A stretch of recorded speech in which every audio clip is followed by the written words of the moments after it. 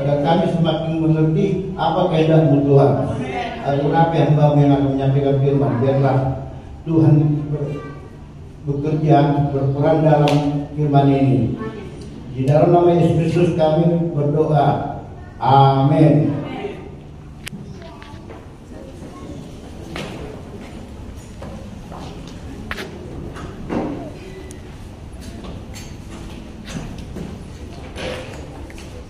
Salam. Nats kita khotbah pada hari ini diambil dari Perkhotbah 9 ayat 1 sampai 12. Nasib semua orang sama. Perkhotbah 9 ayat 1 sampai 12. Judul berikutnya sini, nasib semua orang sama.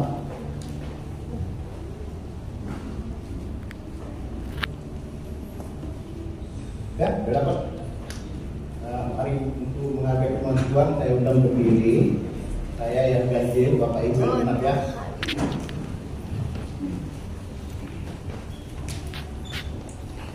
Sesungguhnya semua ini telah kuperhatikan, semua ini telah kuperiksa, yakni bahwa orang-orang yang benar dan orang-orang yang berhikmat dan perbuatan-perbuatan mereka, baik kasih maupun kebencian, ada di tangan Allah. Manusia tidak mengetahui apapun yang dihadapinya.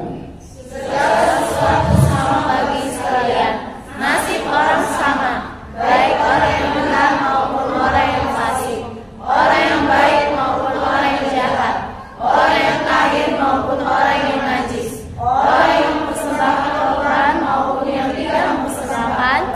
Begitu pula orang yang takut untuk bersumpah. Sebagaimana orang yang bersumpah, begitu pula orang yang takut untuk bersumpah. Inilah yang celaka dalam segala sesuatu yang terjadi di bawah matahari. Nasib semua orang sama. Hati anak-anak manusia pun penuh dengan kejahatan dan kebebalan ada dalam hati mereka seumur hidup. Dan kemudian mereka menuju alam orang mati. Tetapi siapa yang termasuk orang hidup mempunyai harapan. Karena anjing yang hidup lebih baik daripada singa yang mati. Karena orang-orang yang hidup tahu bahwa mereka akan mati, tetapi orang yang mati tak tahu apa-apa. Tak ada upah lagi bagi mereka, bahkan kenangan kepada mereka sudah lenyap. Baik kasih mereka maupun kebencian dan kecemburuan mereka sudah hilang. Dan untuk selama-lamanya tak ada lagi bahagia atas segala sesuatu yang terjadi di bawah matahari. Mari, makanlah rotimu dengan sukaria dan minumlah anggurmu dengan hati yang senang, karena Allah sudah lama berkenan akan perbuatanmu. Biarlah selalu putih pakaianmu dan jangan dibandingkan di atas kepalamu. Nikmatilah hidup dengan istri yang kau kasihi seumur hidupmu yang sia-sia, yang dikaruniakan Tuhan kepadamu di bawah matahari, karena itulah bahagiamu dalam hidup dan dalam usaha yang akan kau lakukan dengan jerih payah di bawah matahari. Segala sesuatu yang dipakai untuk diciptakan, karena tak ada pekerjaan, timbangan, pengetahuan dan hikmat dalam dunia orang mati. Kemana kau akan pergi? Lagi aku melihat di bawah matahari bahwa kemenangan perlombaan bukan untuk yang cepat, Dan keunggulan perjuangan bukan untuk yang kuat, juga roti bukan untuk yang berhikmat, kekayaan bukan untuk yang cerdas, dan karunia bukan untuk yang cendekia, karena waktu dan nasib dialami mereka semua.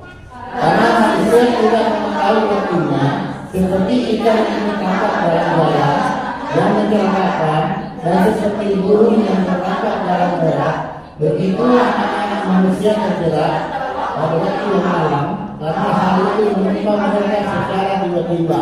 Amin. Silakan Bapak Ibu duduk. Kita pokok buah ini sebenarnya agak unik. Saya juga banyak bergumul untuk tentang nasi ini. Kayaknya ini teguran untuk saya. Tapi saya akan berbagi lah sama Bapak Ibu. Mungkin juga ini teguran untuk Bapak Ibu. Tapi saya percaya ini teguran untuk saya paling utama. Karena waktu saya juga membaca ini banyak pergumulan. Takut Tuhan, kurang jangan sampai salah. Apa sih maksud Tuhan dalam nasi ini? Tapi kita mulai dulu. Kita Pekobah ini apa? Kita mulai dari Pekobah 1 ayat 1 sampai 2. Pekobah 1 ayat 1 sampai 2. Inilah perkataan Pekobah, anak Daud, raja di Yerusalem. Kesia-siaan belaka, kata Pekobah. Kesia-siaan belaka, segala sesuatu adalah sia-sia. Inilah tema dari Pekobah ini dalam kitab. Ini pengantar. Semua sia-sia, seakan-akan kita diajari sini, ketika sini, sia-sia. Bekerja juga sia-sia. Tadi kalau kita baca ini banyak yang agak membingungkan. Saya kira saya juga membingungkan ini kata-kata ini. Karena memang di sini bukan nikmat, kesia-siaan anak. Jadi karena memang manusia kan inginnya apa? Contoh ya, ini kan mengatakan dari Salomo. Dari Salomo kita ketahui ya, istrinya 700, undiknya 300. Itu dia 1 Raja-Raja 11 ayat 3 sampai 4. 1 Raja-Raja 11 ayat 3 sampai 4. Ia mempunyai 700 istri dari kaum bangsawan dan 300 gundik. Istri-istrinya itu menarik hatinya daripada Tuhan. Sebab pada waktu Salomo sudah tua, istri-istrinya itu mencodongkan hatinya kepada Allah lain, sehingga ia tidak dengan sepenuh hati membawa kepada Tuhan, Allahnya seperti Daud ayahnya. Kalau ukuran kesuksesan pada zaman dulu, yaitu kaya. Kalau kaya baru hebat. Itu ukuran sukses. Sama seperti Salomo. Kita sudah kaya. Ada yang kurang lagi apa? Istri. Sampai 1.000. Sudah sampai berat. Bayangkan 1.000. Satu tahun aja 35 hari. Berarti harus 3 tahun ini. Satu istri ditemani. Kalau tiap hari ditemani istri. Artinya di sini sebenarnya Salomo bukan karena nafsu dia menikahi, tapi dia mau menunjukkan bahwa saya itu hebat. Saya diberikan Tuhan hikmah. Dia pun meminta hikmah pada Tuhan. Dan memang dia mendapatkan segalanya dari hikmah itu. Tapi di balik lagi, apakah dia puas dengan kehidupan itu? Dengan 1.000 istri. Karena memang, kenapa ya istri bangsawan? Mungkin gak dia firman ini? Mungkin. Karena memang, kalau pada zaman dulu, raja adalah dewa. Raja adalah yang disanjung, yang disembah. Jadi kalau dinikahi oleh raja, merasa sudah berkati sekali. Dan uniknya istri-istrinya ini siapa? Dari bangsa-bangsa lain yang dulunya istananya itu dikuasai oleh Tuhan dan dia bekerja di dalam perlindungan Tuhan, tapi karena istri-istrinya ini dan bangsa-bangsa lain, dia masuklah ajaran ilah-ilah lain. Ini setelah 2 bangsa dan kalau apa ini istri semua ini? Malah membuat saya berguna saya, malah bikin kerajaan saya makin pusing. Ya terbukti dengan permasalahan ini, terbukti Israel pecah jadi 2, yaitu Yerobeam tangan kanannya, panglima tangan kanan daripada Salomo, dan Yerobeam anak kandungnya. Yerobeam itu yang 10 suku pecah Israel Utara, Israel Selatan 2 suku yang lainnya sedikit-sedikit, yaitu Benjamin dan Yehuda. Makanya dia bilang bangsa Yudea, makanya dia bilang agama Yudaisme, Yudea. Nah, jadi bukan agama Israel, karena itu ada Samaria, itu yang dibilang yang di bawah pemerintahan Yerobeam. Artinya akibat dosa juga terjadi perpecahan. Itu karena kita lupa segala sesuatunya itu kita akan mengejar materi. Sama seperti waktu di Habakuk ya, Habakuk 1 ayat 2 sampai 4. Di mana Habakuk kecewa kepada Tuhan. Kenapa? Habakuk 1 ayat 2 sampai 4.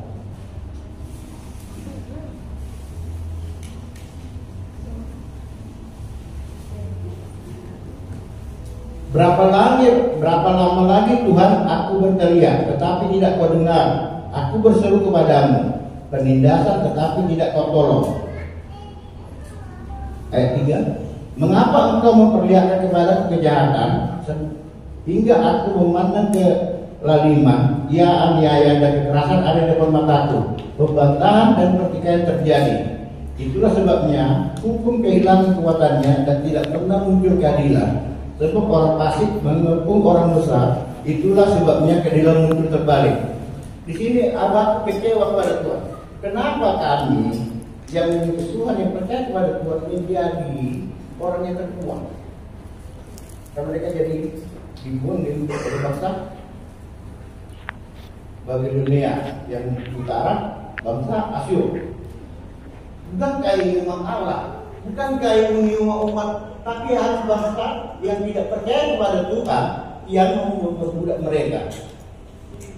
Sekarang Habakuk itu kecewa awalnya. Mungkin kita di sini ada kecewa juga sama Tuhan.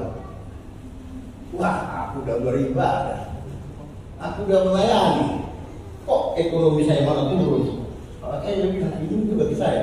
Kebetulan ekonomi saya lagi turun. Apa ini untuk saya tuh gimana? Mungkin kita ada kecewa. Yang kita pikirkan kalau kita udah melayani, aktif ibadah, wah berarti makin diberkati. Cuma kan kita akan menjadi kaya. Karena tujuannya apa? Kaya. Padahal di sini dikatakan apa?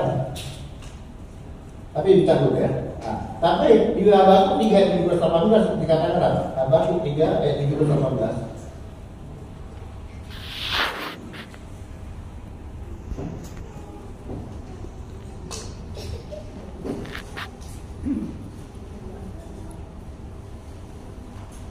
Sekalipun pohon ara tidak berbunga, pohon anggur tidak berbuah, hasil pohonnya itu mengecewakan. Sekalipun ladang-ladang tidak menghasilkan bahan makanan, kambing domba terhalau dari kurungan, dan tidak ada lembu sapi dalam kandang. Namun aku akan bersorak-sorai di dalam Tuhan, beria-ria di dalam Allah yang menyelamatkan aku. Di dalam perjalanan itu akhirnya ada aku sadar. Bukan karena melayani Tuhan saya menjadi kaya, bukan karena melayani Tuhan saya bebas dari masalah, bukan karena melayani Tuhan saya harus menjadi orang hebat.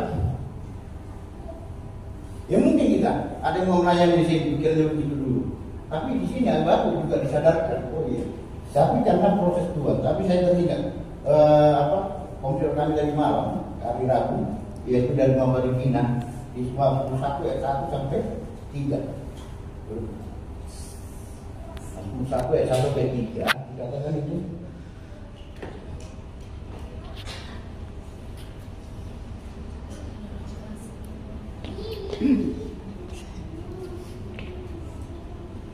Berbahagialah orang yang tidak berjalan menurut nasihat orang fasik, yang tidak berdiri di jalan orang berdosa, dan yang tidak duduk dalam kumpulan pencemooh. Tetapi yang kesukaannya ialah Taurat Tuhan, dan yang merenungkan Taurat itu siang dan malam. Ia seperti pohon yang ditanam di tepi aliran air, yang menghasilkan buahnya pada musimnya, dan yang tidak layu daunnya, apa saja yang diperbuatnya berhasil. Kok ini kayak bertentangan ya dengan perkubah tadi? Kalau Ibrahim Taurat Tuhan kok kenapa berhasil? Ini kayaknya bertentangan. Makanya terkadang kalau kita salah takdir, yang ditakutkan tadi. Kita jangan lupa. Makanya dalam memahami ini, saya juga pergumulan. Kayaknya ini kita bikin apa diajarkan visi dia. Padahal di sini beda lagi. Berbahagialah orang yang tidak berkumpul, yang artinya jadi berbahagia bukan tempat ibu-ibu yang suka musik. Jadi memang kalau udah cerita musik kan seru gitu. Mobil dia tahu dan mari datang dari BT dan tulang rumahnya. Wah, langsung berita besar. Nah, ini berita sukacita bagi orang yang pasif. Tetapi kita harus dibedakan juga dengan orang pasif. Itu kita berkumpul di mana? Komsel, ibadah, di gereja. Makanya komsel itu kalau bisa memang 3 kali 1 minggu udah perlu. Biar dia terlalu banyak musiknya. Jadi lebih banyak membaca, maka dia bilang dia itu apa? Tetapi yang kesukaannya ialah firman Tuhan, yang kesukaannya firman Tuhan. Karena di komsel kita bahas firman Tuhan, jadi kita nggak menggosip lagi. Amen. Kita jadi banyak membahas firman Tuhan. Karena kalau kita sudah itu dalam Tuhan, apa yang terjadi? Bahagia. Yang penting, saya nggak bisa biaya, tapi rasa tahu rasa ayam. Apalagi makan ya, orang Batak kan senang itu. Nasi nasi kita pas sayur. Wah, nikmat katanya. Lebih nikmat dari ayam racikan.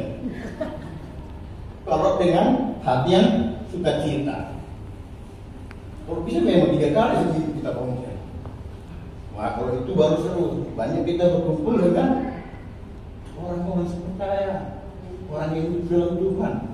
Jadi bicara apa? Firman terus. Jadi nggak pernah digembusik. Mobilnya ditarik.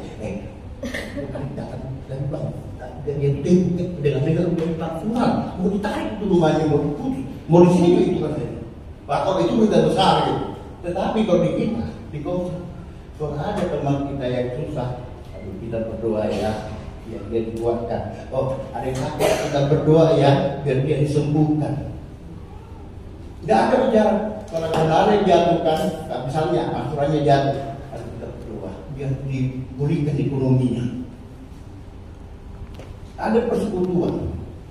Makanya dibilang dia kan, ia seperti pohon yang ditanam di tepi aliran air.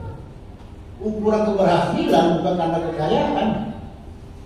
Oke, kita mulai dari yang pertama. Sesungguhnya semua ini telah kuperhatikan, semua ini telah kuperiksa, yaitu bahwa orang-orang yang benar dan orang-orang yang berhikmat dan perbuatan-perbuatan mereka baik kasih maupun kebencian ada di tangan Allah. Manusia tidak mengetahui apapun yang dihadapinya. Ayat 1.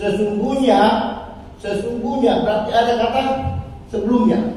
Itu berarti sebelumnya itu berarti di pokok 8 ya. Yang terakhir ayat 17.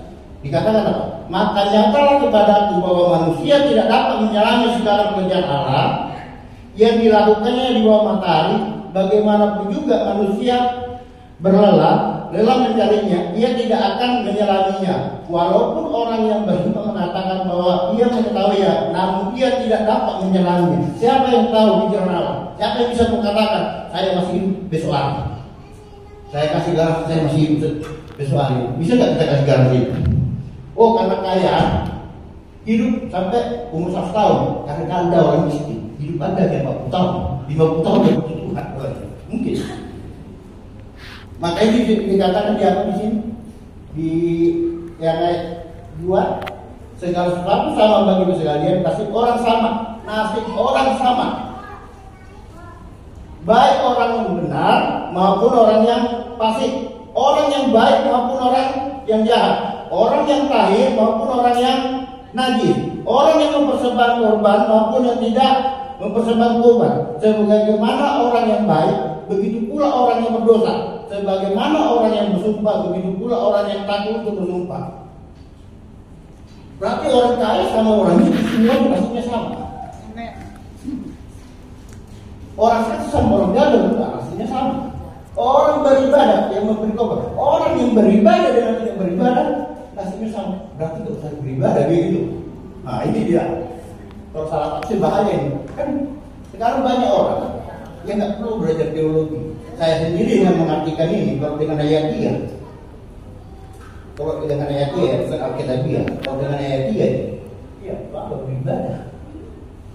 Orang yang memberi korban dengan yang tidak memberi korban sama nasibnya. Untuk apa memberi persembahan? Kok sama nasib? Kalau pengertian ayat 3. Tapi apa maksudnya Salomo di sini dia menuliskan ini? Saya percaya bahwa karena ini lahir dari perenungan. Artinya kita jangan lihat dari ukuran dunia. Karena saya karena saya pintar, contoh, berarti saya jadi orang kaya. Berarti saya jadi orang terpandang. Bisa, mungkin juga. Ajian, kayaknya CV itu nggak tamat. Kayak kuman GSB, ajiannya, GSB, negara GSB, puhen berbeda. Dia nggak tampak kayaknya saya GSB. Tapi tangan-tangannya dokter, S2, S1, sarjana. Berarti bukan ukuran, pendidikan juga bukan ukuran bahwa kita itu jadi berhasil. Bisa nggak kita? Karena kita kaya, oh iya, aku saya hidup dulu, saya beli, saya bayar, dia hidup 1 tahun. Bisa nggak? Kalau Tuhan sudah berkehendak, Anda umur 50, Anda berumur 100 tahun, mau kamu orang miskin, mau kamu orang kaya, itu sama. Jadi tidak ada hak kita untuk memegang diri. Semua adalah kasih karunia Tuhan. Cuma apa kelebihan kita yang beribadah? Ada sukacita di hati. Dibandingkan orang yang tidak beribadah ketika menghadapi masalah. Karena gini, Bapak Ibu saya mau tanya, ukuran keimanan kita semakin naik ketika kita menghadapi masalah. Kita sedang menghadapi masalah. Gimana Bapak Ibu waktu menghadapi masalah? Panik? Atau ini cobaan Tuhan? Oh mungkin ada cara Tuhan. Tapi saya juga berdoa. Tuhan apa yang berkehendak? Dan ketika ada masalah panik. Tapi percaya. Karena pekerjaan itu. Tetapi kalau kita masih panik ketika ada masalah, nah ini jangan-jangan kita beribadah itu hanya sebagai simbolis pula. Makanya kita kasih yang beribadah sama dia beribadah juga sama yang memberi korban, sama dia memberi korban. Tapi bahagia dalam hati, sukacita itu bukan nasib, itu kasih karunia, itu pemberian. Nasib itu kalau miskin nama kaya seperti Lazarus kan, orang kaya itu gimana? Selama hidupnya berjalan ke sana dengan pakaian mewah. Lazarus yang makan dari hidup sisa-sisa, tapi dulu di kerajaan surga. Apa artinya kekayaan kita itu? Kalau kita masuk ke neraka, itu masuknya di sini. Makanya jangan di sini kan seperti katakan apa tadi di sini. Sebenarnya kita optimis. Oh saya memang beribadah. Oke lah, mungkin saya belum hemat saya belum berguna, tapi mungkin semakin sering beribadah, semakin sering baca firman Tuhan, saya mungkin akan diubahkan oleh Tuhan. Saya akan diubahkan oleh Tuhan. Itulah yang membedakannya. Tapi kalau masalah nasib, nggak ada garansinya. Bapak Ibu yang beribadah menjadi orang kaya. Nggak ada garansinya. Bapak Ibu karena sering beribadah nggak mengalami sakit penyakit. Nggak ada garansinya. Nasib semua sama. Yang beribadah tetap sama. Bedanya ketika kita mengalami penyakit, kita dapat bantuan dari Tuhan. Jadi kita dapat Tuhan. Kalau memang wajib dengan Tuhan, ada bahagia di dalam hati sukacita yang tidak bisa dibayar. Kami belajar tadi. Selama ini kita tunjukkan, tetapi lebih baiklah sebagai Lazarus ya, yang burokan, yang tidak layak bukan manusiawi, tapi duduk sebelah Abraham.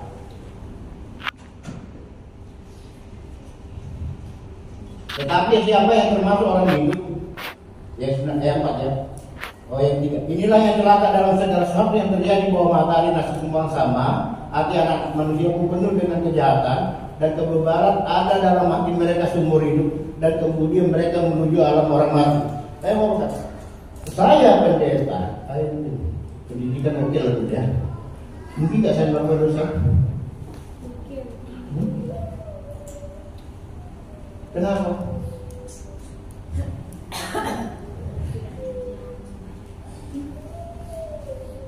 Inilah yang terasa dalam segala sesuatu yang terjadi di bawah matahari. Nasib semua orang sama.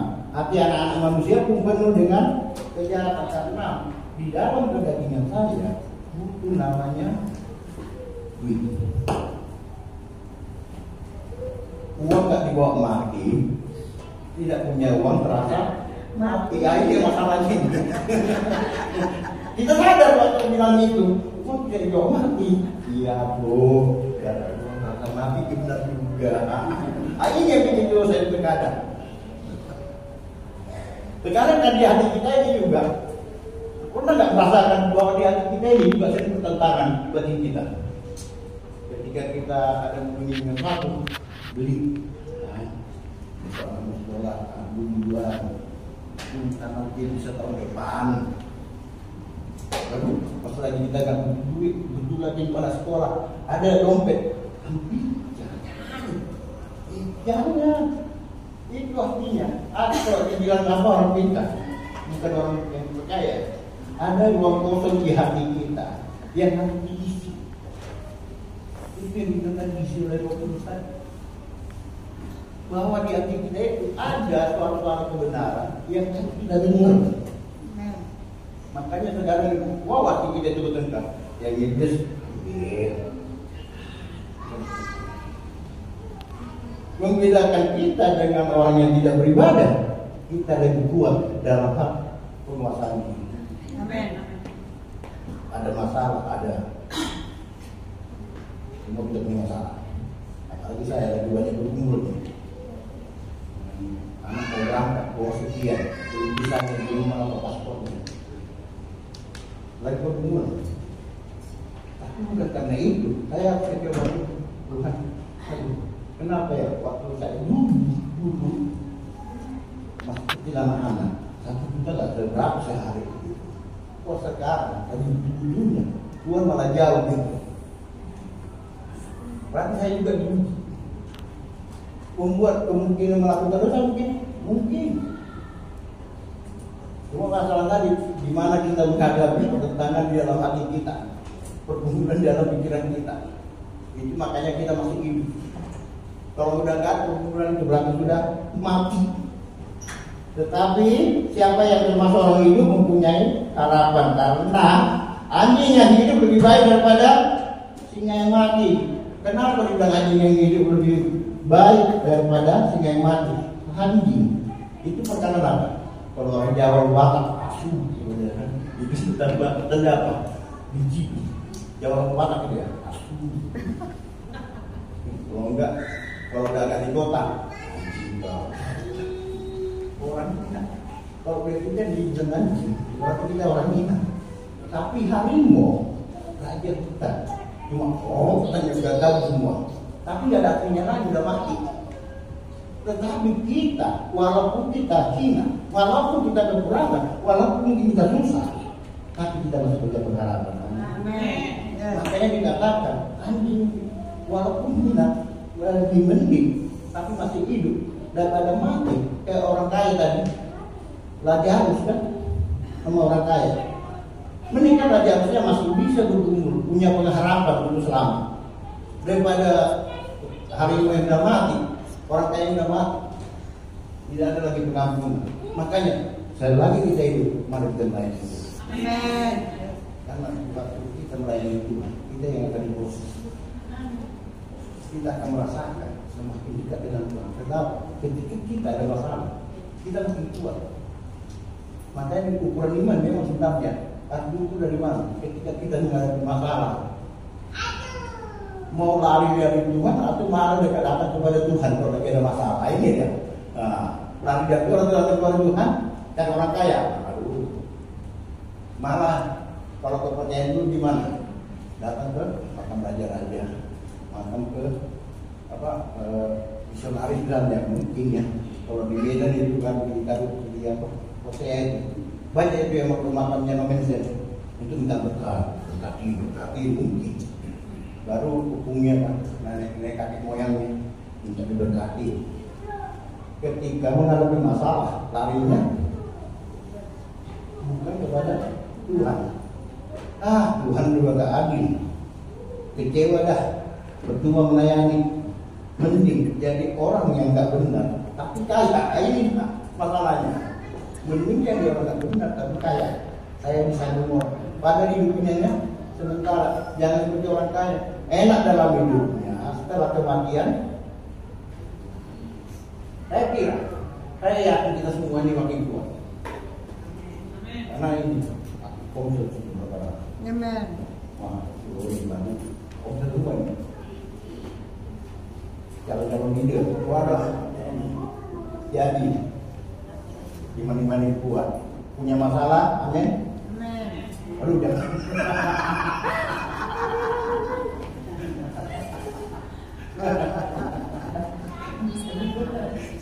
Orang sukses dan orang hina nasibnya sama. Pelajar dan orang kaya nasibnya sama selama hidup. Setelah mati baru beda nasib. Selama hidup nasibnya semua sama. Tetap berjuang dalam hidup. Orang kaya juga bukan ada duit dan duit. Dan menjadi bingung.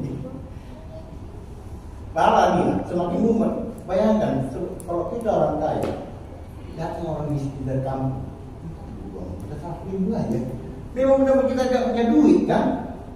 Itu banyak, padahal udah kaya. Masih semua itu susah banget. Mati lo kok dibakar. Oke, saya mau tanya, ada gak Bapak yang mengalami? Saya juga mengalami pergumulan. Berapa WA datang kepada saya? Oh, 50.000 aja. Saya ada lagi bergumul. Dan nggak mungkin gue cerita, saya juga lagi bergumul. Karena aku udah punya uang. Baru bawanya lagi apa? Banyak tau. Baru masih gitu. Ya itu masalahnya. Sama berarti Mama Tara sekarang lagi bergumul nih. Nah, lagi sekolah itu kan, mau sekolah. Karena saya percaya, karena mau dipakai Tuhan. Amen. Cuma teriak, sudah serem aja, komsel dulu, apalagi mau ditambah, Tuhan akan membantu. Sama, seperti saya juga sekolah kan bukan pulang, biar saya dapat akses bukan ini kan, agar saya bisa nyampaikan firman, tidak menyesal. Agar saya bisa nyampaikan firman, gimana dengan sebuah kehendak Tuhan. Tapi di sini saya sendiri akan bergumul. Oh ini lain, kok semua nasinya sama. Ini kan juga saya gak beribadah. Padahal itu kan. Kalau nasib, makanya kenapa kita gak percaya nasib? Kita gak percaya nasib karena kita masih punya harapan. Jangan bilang, dia memang udah nasib saja orang miskin. Dia memang miskin lah nasibku. Dia orang miskin. Jadilah sudah mampu. Enggak ya? Gak aminnya. Saya orang yang berkati, amin. Amin. Walaupun tidak ada uang, saya yang berkati. Amin. Makan dengan nasi satu biji, nasi putih, Haleluya. nikmat. Gak ada saingannya. Malah katanya ikan nasi lebih mantap katanya. Kalau di kampung ini, gak pernah lagi makan ikan basah katanya. Ikan asin katanya. Baik kasih mereka maupun kebencian dan kecemburuan mereka sudah lama hilang, dan selama-lamanya tak ada lagi bagi mereka dalam segala sesuatu yang terjadi di bawah matahari. Mari makanlah rotimu dengan sukaria dan minumlah anggurmu dengan hati yang senang, karena Allah sudah lama berkenan akan perbuatanmu. Makanlah rotimu dengan penghasilanmu, nikmati dengan suka. Walaupun sedikit penghasilan, nikmati dengan. Jangan tetap karena sedikit penghasilan ya nggak baik. Orang sana nggak pernah beribadah, waktu bisa beli. Nikmatilah waktu dengan sukacita. Amin. Yes. Biarlah selalu putih pakaianmu dan jangan tidak ada minyak di kepalamu. Biarlah selalu kita walaupun ada masalah orang tahu semua. Tapi nggak apa-apa dulu konser. Karena sesama Tuhan. Dia datang kepada gembala, datang kepada kami pendeta. Gak mungkin kamu semakin berat kita. Itu nggak mungkin kan? Bocor dari kami begitu. Oh, ya gimana lah, Bapak Cipi lagi ada masalah kemarin minta dijualkan. Nggak mungkin kan? Tapi satu hal, ketika kita udah ketika dia kita diterima, suka kita terbesar yang diterima. Amin. Walaupun bukan saya yang dapat berkat ini, yang kita dua kan dapat berkat. Tuhan masih memakai saya, Tuhan masih bisa menggunakan tangan saya untuk mendoakan orang. Bukan saya yang hebat, Tuhan yang hebat. Karena saya dipakai oleh Tuhan. Bersyukurlah, sama dengan kita sekarang. Saya mau kata, berpagi dan bersyukur. Kita harus beribadah di gereja ini. Mari kita bersyukur, ikut beribadah di komplek. Karena kita akan makin proses oleh Tuhan. Abang juga awalnya kecewa, tapi akhirnya dia tahu bahwa di dalam Tuhan tetap ada sukacita. Bukan karena dalam Tuhan menjadi kaya, bukan jadi dalam Tuhan tidak mengalami masalah. Ternyata orang Pasif juga, orang agama lain juga, dia diberkati. Siapa yang bisa menyelami hati Allah? Hanya Allah sendiri yang tahu. Kita hanya memahami kehendak Allah. Kita hanya memahami, tapi kita tidak tahu apa pikiran Allah. Kita hanya memahami apa kata Tuhan lakukan. Kita kerja kita yang melakukan. Jangan seperti kata-kata apa? Kalau kita berubah sama komunis, dia bilang, mungkin nggak Tuhan itu besar sampai tidak bisa dia angkat dia batu itu. Nanti bisa diciptakan dari dia ada menjadi ada. Logika nggak? Gimana ada Tuhan itu? Kalau dia bisa dicoba lebih besar, tapi dia tidak bisa mengangkatnya. Wah, gimana? Kayaknya mengesahkan di ajaran. Mungkin, nah itu satu hal yang Tuhan tidak pernah merencanakan yang tidak baik. Tuhan pasti merencanakan yang baik. Kalau bagi Tuhan itu baik, dia akan sukses. Tapi kalau bagi Tuhan, saya tidak ada sesuatu, tidak ada artinya. Untuk apa dia turun menjadi manusia kalau tidak bermakna? Kan begitu. Untuk apa manusia itu diciptakan untuk memelihara seluruh bumi? Karena Tuhan menciptakan yang baik. Tuhan kita itu bukan menciptakan yang tidak benar. Bisa nggak Tuhan menciptakan nuklir dan dia bom dan dia sampai tidak bisa menahan nuklir itu saja. Bukan Tuhan. Tuhan kita adalah Tuhan yang tahu mana yang baik. Dan saya percaya juga Tuhan juga tahu apa yang terbaik bagi kita. Tapi ketika kita bersyukur padanya, dan ketika kita bersyukur padanya, ada damai juga kita. Kalau tidak berseru, ya udah nasib orang kaya dan orang miskin sama. Karena nyawa nggak bisa dibeli. Yang ayat 9 ini enak ini. Nikmatilah hidup dengan istri yang kau kasihi seumur hidupmu, yang sia-sia yang dikaruniakan Tuhan kepadamu di bawah matahari.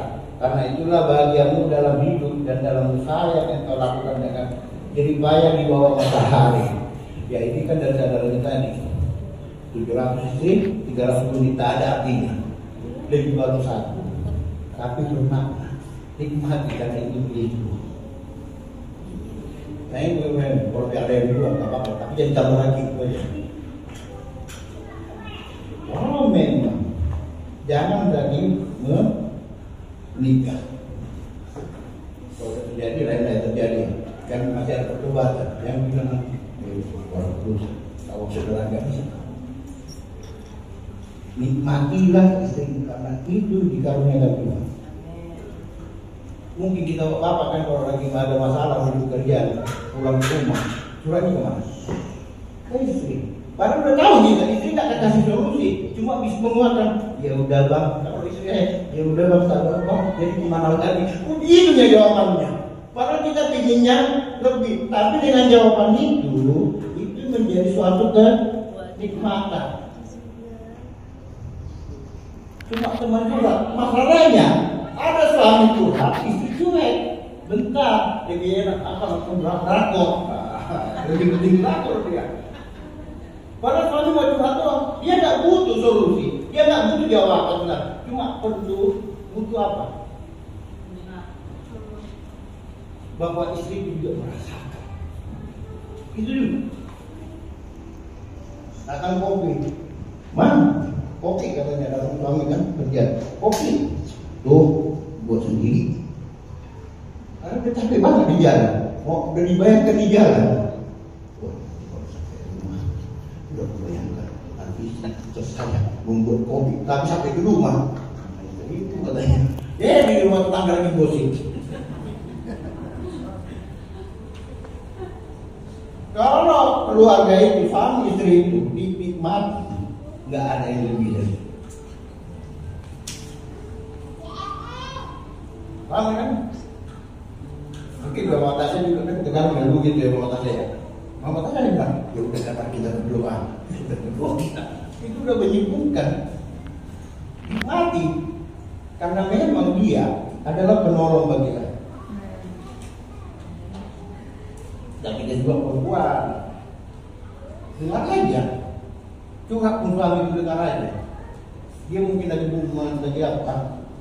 Karena gini, seseorang yang mempunyai masalah pikiran, apabila dikeluarkan dengan unek-unek ada yang mendengarkan, setengah masalah selesai. Amin. Setengah masalah selesai. Cuma keluarkan unek-unek aja, minimal suaminya. Iya Pak, jadi gimana ya? Kayaknya saya mau di PHK ini. Gimana ya? Kalau kita ya, gimana?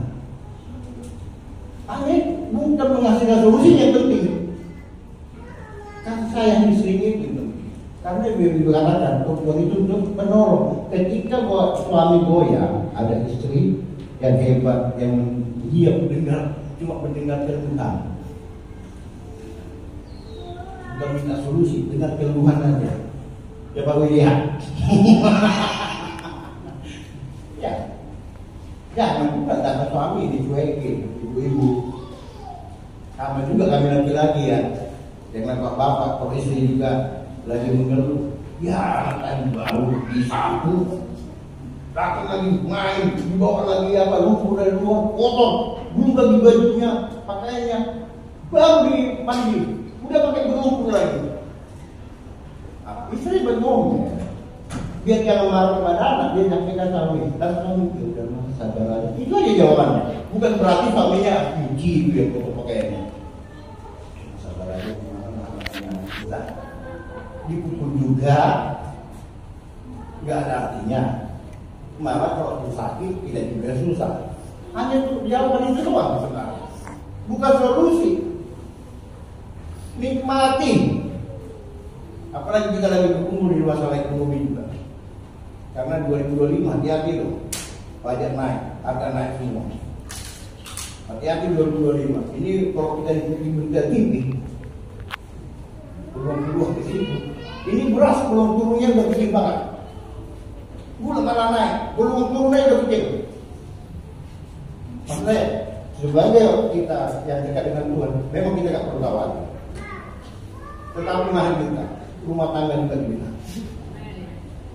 Kalau suami lagi mau curhat, dengarin aja. Bukan minta solusi sebenarnya, hanya cuma mendengar aja, udah penyembuhan. Amin. Mungkin Bu Yuri ya, Pak Dedi sekarang mundur ya, kalau nggak dapat setoran tadi. Segala sesuatu yang dijumpai tanganmu untuk dikerjakan, kerjakanlah itu sekuat tenaga. Karena tak ada pekerjaan pertimbang pengetahuan dan hikmah dalam dunia orang mati. Kemana engkau akan pergi? Yang perumpamaan 5 talenta, 2 talenta, dan 1 talenta. Tahu nggak ya? Gak perlu dibuka Alkitab ya, nanti makin lama ini. Yang 5 talenta menjadi 5 jadi 10. 2 talenta menjadi berkembang 2 jadi 4. Ya 1 talenta dikubur, tuannya marah, tidak menggunakan karunia yang diberikan Tuhan kepada dia. Mungkin kita dikasih karunia melayani, kalau nggak kita gunakan, jangan sampai itu Tuhan. Tuhan nggak ingin kita jadi orang kaya. Mungkin karena padahal mau satu ada, tapi istri harus jual gas ini. Nah, ini bukan ada karunia yang satu tadi, gak dikuburnya, dikembangkan ini. Nah, jadi dan dengan bahasa besar. Amin. Ya, karena karunia itu bukan dikubur.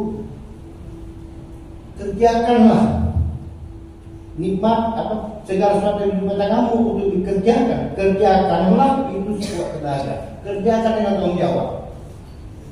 Wah, nanti ini kalau satu ini saya pakai, saya kerjakan, malah saya tekor rugi. Cuma nggak ada bertanya. Kamu untung atau rugi? Yang penting kamu kerjakan dulu. Bukan dikubur. Udahlah. Kalau punya masalah, sekarang banyak orang yang bermasalah daripada pusing, ambil tinggal tidur katanya. Malas, malah nggak kerja. Tapi saya percaya, apapun ini semua,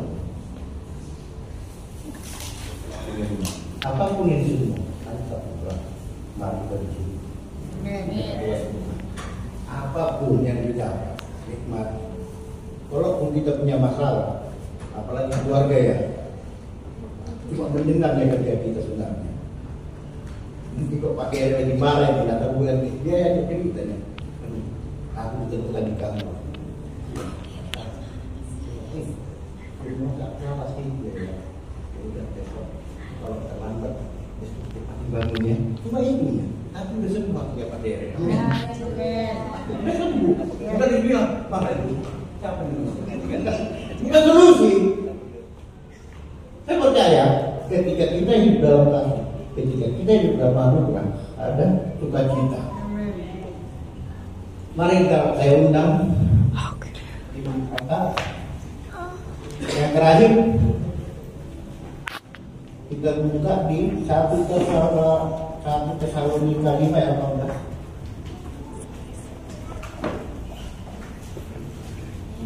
Mari kita baca bersama. 1, 2, 3. Mengucap syukurlah dalam segala hal, sebab itulah yang dikehendaki Allah di dalam Kristus Yesus sebagai kami. Amin. Mari kita berdiri.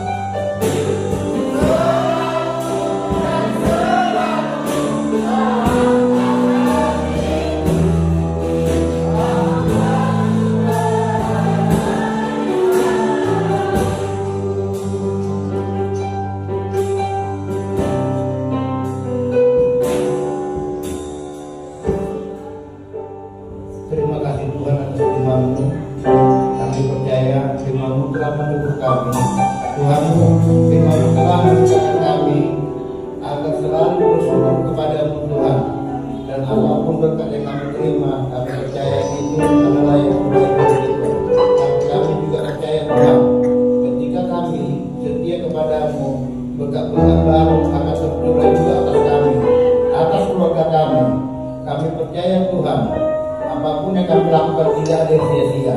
Dan kami percaya Roh Kudus selalu menampingi kami, memberi kami kekuatan, memberi kami penghiburan, memberi kami kekuatan untuk melayani di ladang Tuhan. Kami percaya Tuhan, di dalam nama Yesus Kristus kami berdoa dan mengucap syukur.